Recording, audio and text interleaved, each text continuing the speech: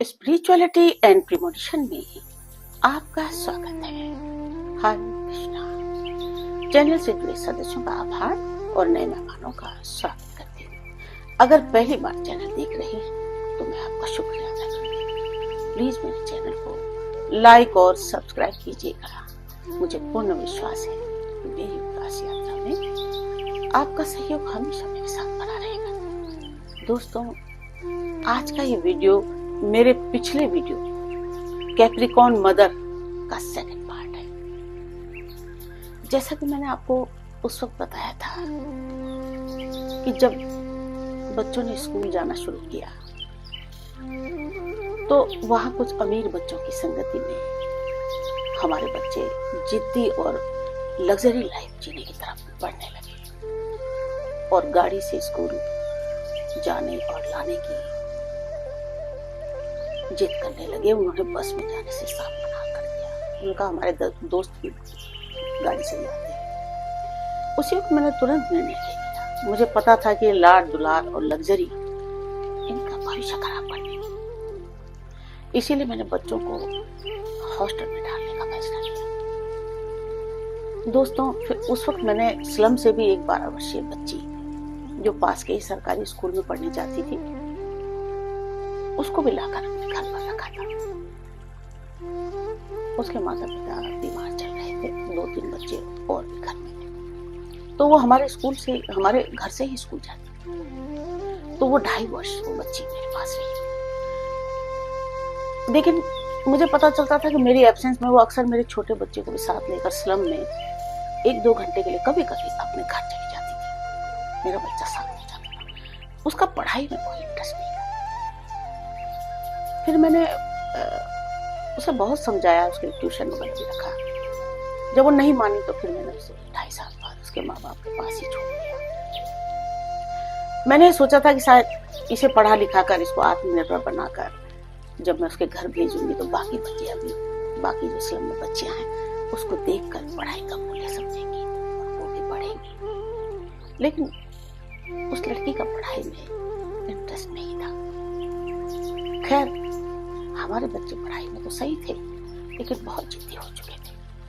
मुझे तभी महसूस हो गया था कि अगर हम अपना काम धाम छोड़कर इन बच्चों के चक्कर में पड़ गए तो खुद के लिए भी जीवन भर कुछ नहीं कर पाएंगे। तो अब जब घर में हॉस्टल को लेकर चर्चा हुई तो हमारे छोटे बच्चे ने हॉस्टल जाने से साफ इनकार कर दिया, क्योंकि बहुत छोटी उम्र में यहाँ उसने अपना बहुत बड़ा एक फ्रेंड सर्कल बना लिया था। तो बहुत कोशिश करने के बाद भी तब मैंने उसे मनाया कि भाई, उसे ये बताया कि हॉस्टल तो खाली हम देखने जा रहे हैं और आपको अगर वहां पसंद आएगा तो तभी आपको वहां भेजा जाएगा। लेकिन साथ ही साथ मैंने चुपके से उसका पूरा सूटकेस भी तैयार कर दिया था और मुझे बिल्कुल उम्मीद थी कि इसका सिलेक्शन हो जाएगा। तो हम उसे एक इंटरनेशनल स्कूल में लेकर देहरादून उत्तराखंड में लेकर गए। हमने पहले से ही स्कूल में ऑनलाइन संपर्क कर रखा था। तो वहां जो स्कूल का संचालक और प्रिंसिपल था वो अंग्रेज था। तो वो अपने ऑफिस के अंदर से ही शायद कैमरे वगैरह लगे हुए थे वहां पर, तो वो बाहर शायद देखता रहा होगा। जो मुझे लगा कि इंटरव्यू के लिए जो लोग बाहर आके बैठे हैं बच्चों को लेके, सारे पेरेंट्स और बच्चों की शायद एक्टिविटीज को या उनकी साइकोलॉजी को भी देखता रहता था। पता लगाता रहा होगा कि कौन सा बच्चा हॉस्टल में रहना चाहता है या किसको जबरदस्ती हॉस्टल में डाल रहे हैं, या कौन सा पेरेंट्स इनका सॉफ्ट है, कौन सा स्ट्रिक्ट है। तो करीब 1-1.5 घंटे हमें इंतजार करने के बाद इंटरव्यू के लिए बच्चे को अंदर बुलाया गया। हम लोग साथ थे। तो इस 1.5 घंटे के इंतजार में बच्चे ने हमें बहुत परेशान किया। वो उस दौरान सारे शिकवे शिकायत अपने पिता से ही ज्यादा कर रहा था। धमकीबाजी भी चल रही थी और मेरे साथ तो नौटंकी करने की हिम्मत थी नहीं। तो बच्चा वहीं सोफे टेबल इधर उधर कभी उल्टा सीधा बैठकर बहुत परेशान कर रहा। तो वो जो इंटरव्यू के लिए हम लोग जब अंदर गए तो इंटरव्यू करीब 40 मिनट के करीब चला और फाइनल में बच्चा सेलेक्ट हो गया। तो स्कूल के जो संचालक हैं, प्रिंसिपल थे, वो समझ चुका था कि ये बच्चा हॉस्टल में नहीं रहना चाहता। क्योंकि बाहर आते ही बच्चे ने सबसे पहले कहा कि अभी तो हम सीधे पहले घर चलेंगे, क्योंकि हमारे बहुत से सामान हमें घर से यहाँ साथ लेकर आना है। तो मैंने कहा बताइए, बताओ आप कौन कौन से सामान आपने लाने। तो उसने जो सामान गिनवाए वो मैं सब लेकर आ गई। उसका बड़ा सा सूटकेस था जो मैंने स्कॉर्पियो की पिछली सीट पर रखा था, वहां दिखाई नहीं देता। उसके ऊपर मैंने बेडशीट डालकर बिछाकर अपने डॉग को भी उसके ऊपर बैठा रखा। डॉग भी साथ चलता था, तो किसी को पता ही नहीं चला कि नीचे सूटकेस रखा है। मैं तो पूरी तैयारी के साथ निकली। देखिए, मकर जातक जो सोच लेता है वही करता है। तो मैंने फिर बाहर खड़े मतलब हमारे ड्राइवर को मैंने फोन किया और कहा कि मैं सूटकेस लेकर अंदर आऊं। और फिर मैंने बच्चे से कहा कि इसको चेक कर लो बेटा। तो उसने चेक किया, तो उसके सारे सामान उसमें। उसके बाद उसके पास कुछ बहाना नहीं था। तब उसने दूसरा पत्ता फेंका और मुझसे कहा कि देखिए, मुझे फ्रेंड्स को तो बताना ही होगा कि अब हम हॉस्टल में पढ़ेंगे, इसीलिए मुझे एक बार तो मुझे किसी भी हालत में घर जाना। मुझे पता था ये घर चला गया तो इसको वापस लाना बहुत मुश्किल हो जाएगा। तो अब मुझे बहुत जोर का गुस्सा आ गया। मैंने उसे बाहर जोर से डांटना शुरू किया।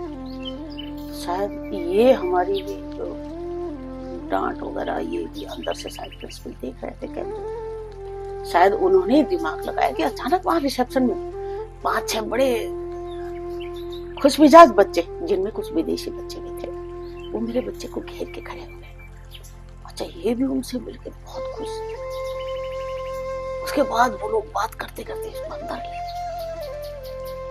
इस बीच हमने तो बच्चा अंदर चला गया, हमने एडमिशन की फॉर्मेलिटी और फीस वगैरह जमा कराई। अच्छा, जब हम जाने लगे तो हमने कहा मेरे बच्चे को बुलवाओ। बच्चा अंदर ही था, अंदर ही बैठा रहा। तो आप बिलीव नहीं करोगे, उसको जब बुलाया गया तो वो उन्हीं नए दोस्तों के साथ गेट में आया और गेट से उसने दूर से ही हमें बाय किया एक बार और अंदर भाग गया। दोबारा नहीं हमारी तरफ देखा। उस घड़ी को मैंने महसूस किया कि यार बच्चे भगवान का ही रूप होते। नए दोस्त मिलते ही वो हमें भूल गया, मस्त हो गया। तब मैंने ध्यान से देखा, रिसेप्शन में उस स्कूल की पास आउट जो हेड गर्ल्स थी उनकी फोटो लगी। मैंने हाथ जोड़कर भगवान से प्रार्थना की, हे भगवान, मेरा बच्चा किसी स्कूल में पढ़ा करके बाहर आए। और फिर ये कह के फिर हम लोग वापसी के लिए दिल्ली वापसी के लिए। और फिर बड़े भावुक होकर पूरे रास्ते मैंने मोहम्मद रफी के गाने सुनते, रात्रि 1 बजे हम लोग दिल्ली पहुंचे। और दोस्तों, उसके बाद फिर हर संडे बच्चे से फोन पे बात होती है, तो हम भी बराबर हॉस्टल जाते हैं। और उसके बाद मैंने महसूस किया कि देखिए, साथ रह के हम बच्चों को उनकी स्कूल की ड्यूटी निभा सकते थे, लाना ले जाना ये है। लेकिन हॉस्टल में रहकर बच्चे ने पढ़ाई के साथ साथ एक्स्ट्रा करिकुलर एक्टिविटीज में जो दक्षता हासिल की, music, dance, horse riding, swimming, debate, तो सभी में उसकी बहुत अच्छी परफॉर्मेंस रही। इंटरमीडिएट में 93% मार्क्स लिए और उस इंटरनेशनल स्कूल की वो हेड गर्ल भी रही, जहां अभी भी उसका फोटो रिसेप्शन में लगा हुआ है। तो मैंने आपको कई बार बताया कि देखिए, मकर जो संकल्प ले लेता है ना, या जो वो सीधे प्रभु के पास पहुंचता है। मैंने पहले दिन उस स्कूल में खड़े होकर एडमिशन के लिए जो प्रार्थना की थी, ठीक उसी प्रकार बच्चे की परफॉर्मेंस बहुत अच्छी रही। उसके बाद फिर समय बीतता गया, दोनों बच्चे हायर स्टडी के लिए अन्य राज्यों में हॉस्टल में ही रहे। दोनों बच्चे हॉस्टल में रहकर बहुत अनुशासित हो गए। अमीरी गरीबी का भेदभाव मिट गया, बड़ों का सम्मान करना और शेयरिंग नेचर हो गया, जो कि पहले नहीं था। चीजों की लड़ाई करते थे, तो बहुत अच्छे बदलाव मैंने महसूस किया। इसी तरह से बड़े बच्चे ने भी हॉस्टल न जाने के लिए बहुत ही रोड़ा धोड़ा दुख जताया कि हम नहीं जाना। तो जब मैं उसको लेके गुजरात जा रही थी, तो तब हमारे रिश्तेदारों को खबर लगी। तो जैसे मैंने पहले भी बताया ना कि हमारे रिश्तेदार, मेरे नहीं, सब मकर जाति के रिश्तेदार ये मुझे बर्बाद करना चाहते थे। उन्होंने अपने षड्यंत्र प्रयोग में मेरे बड़े बच्चे पर भी करने शुरू कर दिए। मतलब मुझे पूरी तरह से बर्बाद करने की प्लानिंग। एक बार मेरी मकर राशि माँ ने मुझे बताया कि रिश्तेदारों में एक दो टपोरी लड़कों से मेरे बड़े बच्चे के विवाह को लेकर भी कुछ लोग तैयारी में जुटे थे, हंसी मजाक करते। और इसीलिए जो इस षड्यंत्र के मास्टरमाइंड थे वो तो पूरे हक से बड़े गार्जियन बन के उस दिन सीधे एयरपोर्ट में आकर धमक गए जब उन्हें पता लगा मैं लेके जा रही हूँ। तो मुझे मतलब रोकने के लिए, बच्चे को हॉस्टल से रोकने के लिए एयरपोर्ट पहुंचे। जब मैं बच्चे को लेके सेंट जेवियर्स के लिए उसका इंटरव्यू था, तो आप सोच सकते हो कि ये जो परिवार में कमांडर है ना, इन कमांडरों के सामने बड़े बड़े आतंकी भी फेल। ये ध्यान रखें, इन्होंने हमारे परिवार में इतनी कंट्रोलिंग और इतना उत्पात मचा रखा था, क्योंकि भाई कुछ नहीं कह सकते, कुछ नहीं कहते थे। उस घटना वाले दिन भी अपने कजिन ब्रदर को रिश्तेदारों के एयरपोर्ट में मेरा भाई भी वहां खड़ा, मुझे बड़ा गुस्सा है। तो मैंने किसी को तो और कुछ कहा नहीं, लेकिन अपने कजिन, भाई आप लोग कहीं एक बात बता दो मुझे, इतनी चिंता क्यों करते हो मेरे बच्चों की, क्यों इतनी चिंता करते हो? तो भाई मुझे बताया कि देख सभी लोग ये कहते हैं कि पता नहीं विजया के बच्चों का क्या होगा। तो मैंने कहा यार भाई साहब एक बात बताओ, आप तो खुद एक साक्षी हैं। जब मेरा विवाह हुआ था तब भी इन लोगों ने कहा था कि विजया इतनी गुस्सैल है और इतनी बेकार है कि 1 वर्ष के अंदर इसका विवाह टूट जाएगा। तो देखिए अब आप देख रहे हो वो बात गलत हो गई। अब बच्चों के लेके कहने लगे कि बच्चे देखिएगा आप कुछ नहीं कर पाएंगे, क्योंकि इनकी माँ को तो इनकी कोई चिंता ही नहीं। इनकी माँ का तो वसुधैव कुटुंबकम वाला साथ विचार है, ऐसे लोगों को विवाह नहीं करना चाहिए। तो मैंने कहा देखिए इनका सारा जीवन मुझे जज करते ही निकल जाए, पर आपको तो सोचना चाहिए ना, आप हमारे भाई हैं। तो सच बताऊं कि मेरा कजिन ब्रदर भी बड़ा भोला है, वो मुझे बहुत स्नेह करता था। 1-2 बार मुझे हिंट भी दिया था, देता था कि देख तो लोगों के चक्कर में अपना बिल्कुल ध्यान नहीं रखती, अपना ध्यान रखा कर, क्योंकि मेरा ये भाई उच्च बृहस्पति का है। ऐसे लोग अंतर्ज्ञान के चलते ये सामने वाले व्यक्ति की आत्मा तक को पढ़ लेते हैं, ये दुष्टों की दुष्टता को भी समझते हैं, लेकिन समझने के बाद भी अनदेखा कर देते हैं। परिजनों में सिर्फ यही मेरा करीबी था जो समझता था कि विजया बाहर नहीं कहती लेकिन अंदर से परेशान रहती है। तो मेरा ये भाई बेचारा हमेशा हर जगह जबरदस्ती मजबूरी में ही एक कमांडरों के काफिले में आता जाता था। और कमांडर देखिए, कमांडर बहुत होशियार थे, वो इसीलिए उसे साथ रखते थे क्योंकि वो जानते थे कि विजय इससे प्रेम करेगी। अच्छा वो मेरे दिमाग को भी जानते कि दिमाग अगर फिर ये दिक्कत हो जाएगी, तो वो सोचते थे कि अगर कहीं कोई बात कभी उल्टी पड़ गई तो ये भाई स्थिति संभाल, इसीलिए उनके काफिले के साथ चलता। तो भाई के पीछे भी किसी और का दिमाग चल रहा था। वैसे देखा, मैं आपको बता दूं, मैंने अपने इस भाई को अपनी प्रार्थना में शामिल कर रखा है।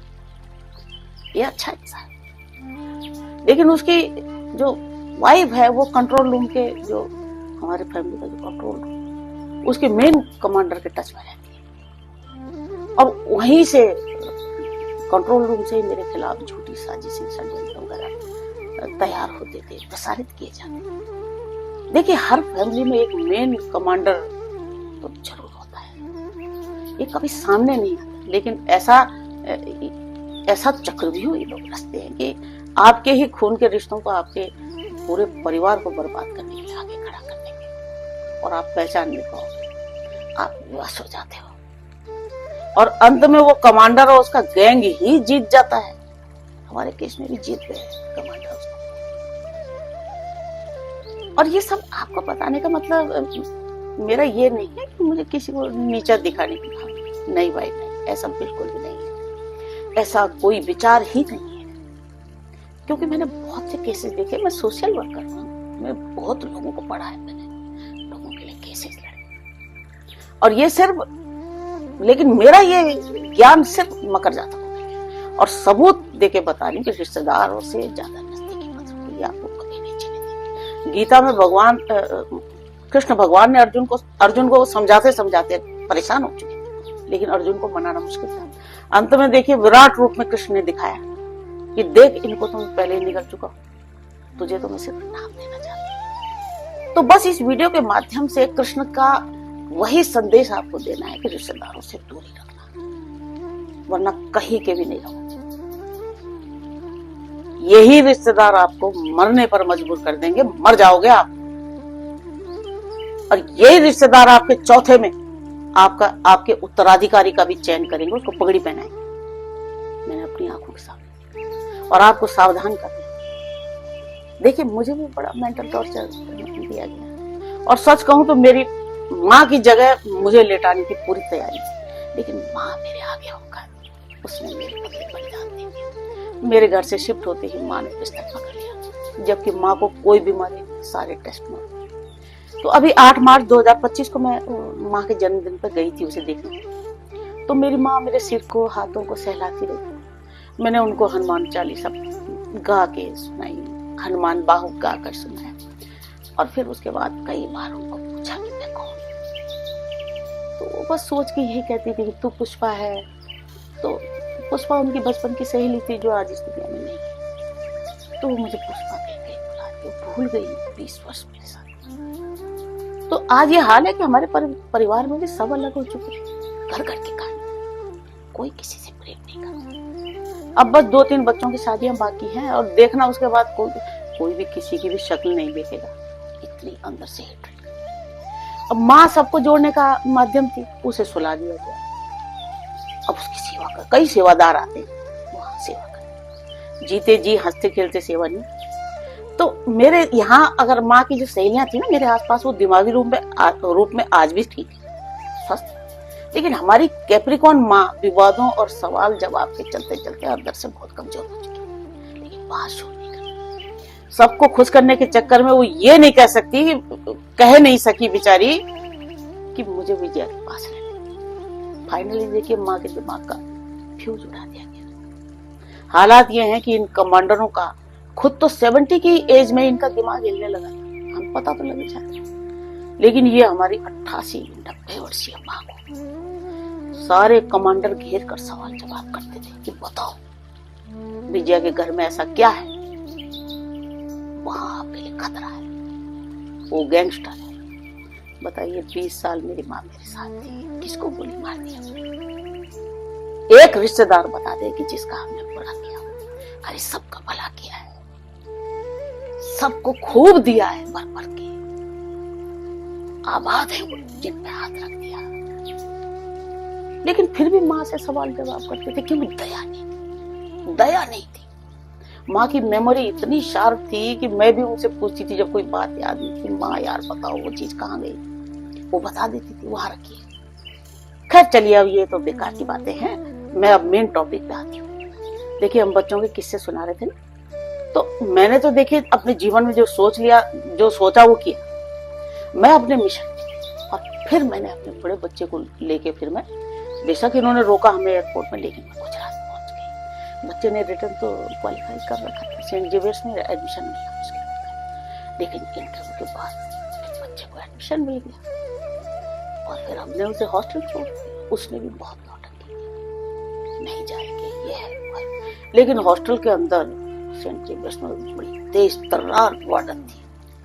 अब ये थोड़ा ये डर के मारे फिर इनकी बोलती बंद हो गई। तो इसने बहुत अच्छी पढ़ाई की, बहुत अच्छे परसेंटेज। सेंट जेवियर्स के बाद ये IIFM भोपाल गई, IIFM जो वहां पर, उसके बाद ये FRI देहरादून में आई, इसने PhD।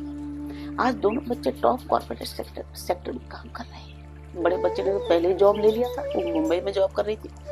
फिर पढ़ाई पूरी करने के बाद दूसरे बच्चे को भी कॉर्पोरेट सेक्टर में जॉब मिल गई। अब देखिए, एक ऐसा दौर भी आया जब मैंने देखा, देखिए मुझे तो परिवार से विशेष लगाव कभी नहीं था।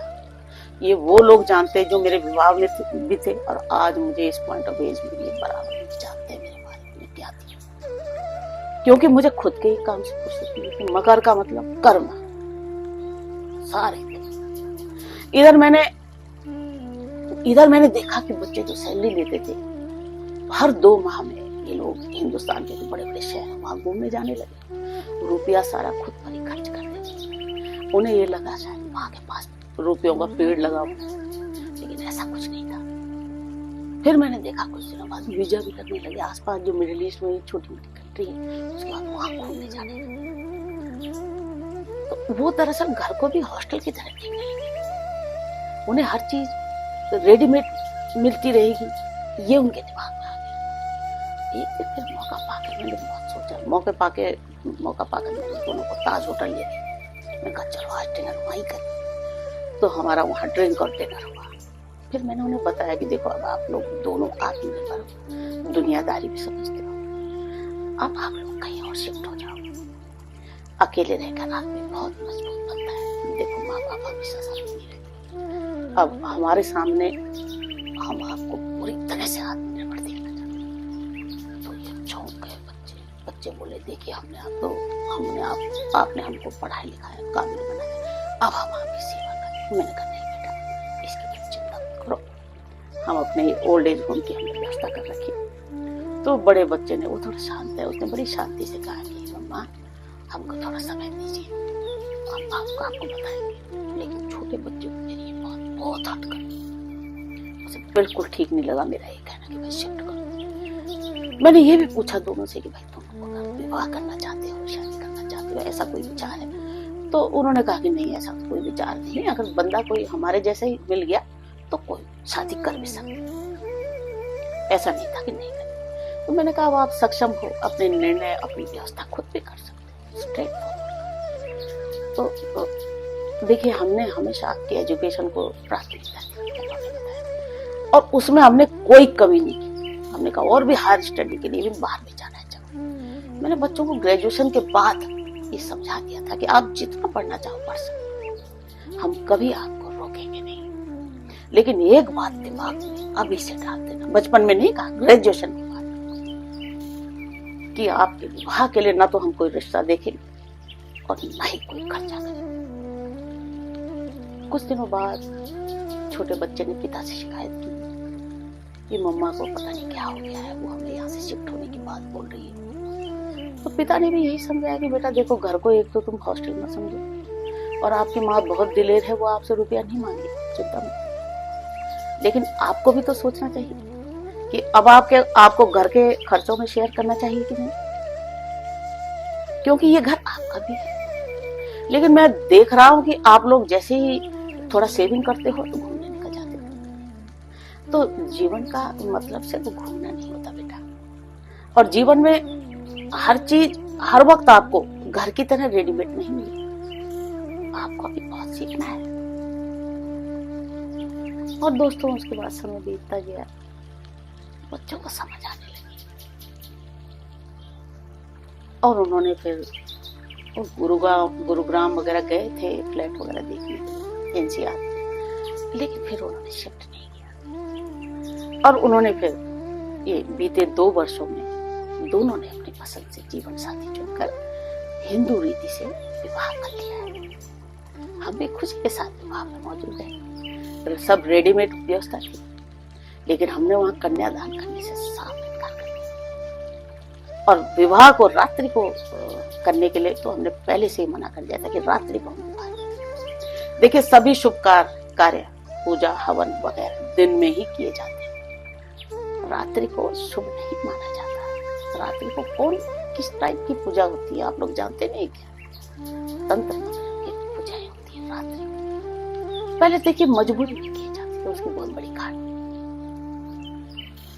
अभी टाइम नहीं है। रात्रि को विवाह, फिर वही परंपरा, वो जो मजबूरी में किए जाते थे वही परंपरा भेड़चाल अब भी चल रही थी। खैर उसके बाद सब ठीक हो गया। अब दोनों बच्चे खुश हैं। बच्चों के आत्मनिर्भर होते ही मैंने उनको स्पष्ट कह दिया कि अब आप स्वतंत्र हैं, अपने निर्णय स्वयं लीजिए। हमारा जितना रोल था हमने निभा लिया है। और घर में बच्चों के कमरे आज भी उसी तरह से उन्हीं के नाम से सुरक्षित हैं। उनका सामान अलमारी में कपड़े भरे पड़े हैं, वो जब चाहे आते जाते रहते हैं। धीरे धीरे देखिए सब सेट हो जाता है।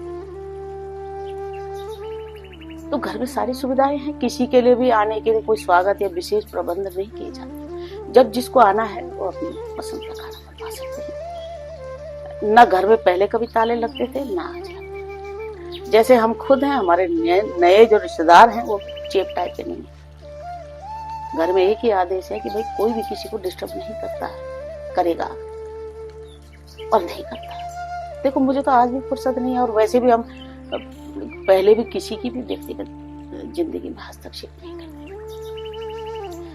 मकर राशि की महिलाओं के स्वभाव में एक विशेष गुण होता है, अनुशासन और जिम्मेदारी। मकर राशि की माँ अपने जीवन में कितनी भी आधुनिक क्यों ना हो, लेकिन वो अपने बच्चों की परवरिश में कभी भी अनुशासन से समझौता नहीं करती।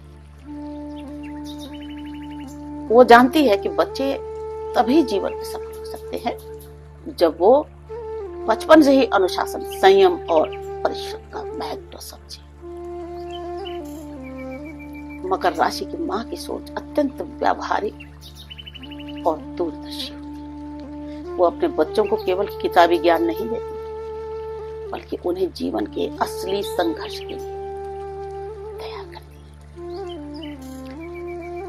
है। वो मानती है कि सच्ची सफलता वही है जो मेहनत और ईमानदारी से मिले। इसीलिए वो अपने बच्चों को छोटी उम्र से जिम्मेदारी उठाना सिखाती है, चाहे पढ़ाई हो, खेल हो या जीवन के कोई अन्य क्षेत्र हो। मकर माँ हमेशा ये चाहती है कि उसका बच्चा हर काम पूरी लगन से और समय पर करे। मकर माँ का एक और महत्वपूर्ण गुण है आधुनिक सोच। वो समय के साथ बदलती है, नए जमाने की जरूरतों को समझती है और उसी प्रकार बच्चों की परवरिश के लिए तौर तरीके वो बच्चों को न केवल परंपराओं का महत्व समझाती है, सिखाती है, बल्कि उन्हें स्वतंत्र सोचने और अपने फैसले खुद लेने के लिए प्रेरित भी करती है।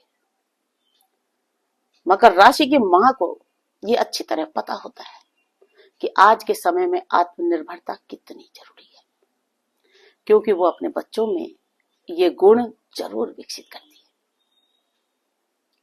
मकर मां अपने कठोर अनुशासन के बावजूद बच्चों के प्रति अत्यंत संवेदनशील और प्रेम से भरी होती है, शो नहीं करती है। वो चाहती है कि उसके बच्चे जीवन में किसी के सामने झुके नहीं, बल्कि अपने दम पर आगे बढ़े। हम भी जीवन में कभी किसी के सामने नहीं रोए, पार्टनर के सामने कभी नहीं रोए, अपनी मुसीबतें खुद सॉल्व की। मकर राशि की मां इसी सोच का परिणाम होता है कि उसके बच्चे जब बड़े होते तो बेहद अनुशासित, जिम्मेदार और आत्मनिर्भर बनते। वे अपने माँ बाप का नाम भी रोशन करते और समाज में अपनी अलग पहचान बनाते। मकर राशि के बच्चे अपनी माँ की सीख को पूरी तरह से अगर आत्मसात कर लें तो जीवन में किसी भी क्षेत्र में सफलता पाना उनके लिए मुश्किल नहीं होता। वो अपने जीवन में ऊंचाइयों तक पहुंचते हैं और परिवार का नाम गर्व से ऊंचा करते हैं। मकर मां सख्त होती है, लेकिन प्यार भरे अनुशासन का यही असर होता है कि उसके बच्चे मजबूत इरादों वाले, मेहनती और समाज में सम्मानित व्यक्ति बनते हैं। जब मेरे बच्चे आत्मनिर्भर बने तो उन्होंने फिर उनको मेरे द्वारा जबरदस्ती हॉस्टल भेजने वाली बात के निर्णय की बड़ी प्रशंसा की थी कि भाई आपने ठीक किया। मुझे आप धन्यवाद देते हैं कि उन्होंने कहा कि उन्हें हॉस्टल जाकर उन्होंने बहुत कुछ सीखा, शायद घर पर रहकर वो संभव नहीं था। बेशक उस वक्त हमें बहुत बुरा लगा था, हम बहुत रोए धोए थे, लेकिन आपका निर्णय बहुत अच्छा था। तो बच्चे देखिए पिता से भी ज्यादा मुझसे नजदीकियां रखते हैं, जबकि मैं इतनी स्ट्रिक्ट हूँ। वो मुझे अपनी ताकत समझते हैं, मुझसे अपनी हर बात शेयर करते हैं, जबकि मुझे ज्यादा बात करना पसंद नहीं है। राय मशवरा लेते हैं, जबकि इतने एजुकेटेड हैं। देखिए उसका कारण यही है कि उन्होंने अपनी माँ को हमेशा संघर्ष करते देखा है, लोगों के लिए प्रशासन से लड़ते देखा है। देखिए मैं आज भी हर माँ कुछ ना कुछ धन का दान करती रहती हूँ, तो मेरे बच्चे जानते हैं। तो अब मेरे बच्चे मुझे पैसा ट्रांसफर करते हैं, बोलते हैं कि मम्मा हमारी तरफ से भी दान देकर हमारे लिए भी प्रार्थना करना। तो अंत में देखिए ये कहा जाए कि मकर राशि की माँ एक ऐसी मजबूत स्तंभ होती है जो अपने परिवार और बच्चों को हर परिस्थिति में संभालती है। उसका अनुशासन, आधुनिक सोच और बच्चों के प्रति प्रेम ही उसे खास बनाता है। ऐसी माँ के बच्चे भाग्यशाली होते हैं और अपने माँ बाप का नाम रोशन करते हैं। दोस्तों देखिए, मेरी कथनी और करनी में कभी अंतर नहीं रहा। मैंने जो जीवन जिया है उसके साक्षी मेरे परिजन, रिश्तेदार सभी मेरे साथ जुड़े हुए हैं। हम कोई जंगल में नहीं रहते। जिनकी पूरी जिंदगी लग गई मुझे समझने में, लेकिन आज तक हमारे अपने मेरे रिश्तेदार मुझे समझ नहीं पाए। और शायद हर मकर जातक का यही भाग्य होता है, यही दुर्भाग्य होता है कि उन्हें सिर्फ मरने के बाद ही लोग समझ पाते हैं। इस बात के लिए मकर जातकों को, आप लोगों को कभी अफसोस नहीं करना है कि भाई आपको लोग समझते नहीं। देखिए, मकर मोक्ष की राशि होती है। मरने के बाद इन लोगों से, जो आपके विरोधी हैं, दुश्मन है, आप हमेशा के लिए बहुत दूर चले जाओगे। मरने के बाद आपको दूसरा जन्म नहीं लेना है। इस गंध में आपको दोबारा कभी भी नहीं आना है। इसीलिए विरक्त भाव में जियो, मस्ती में जियो।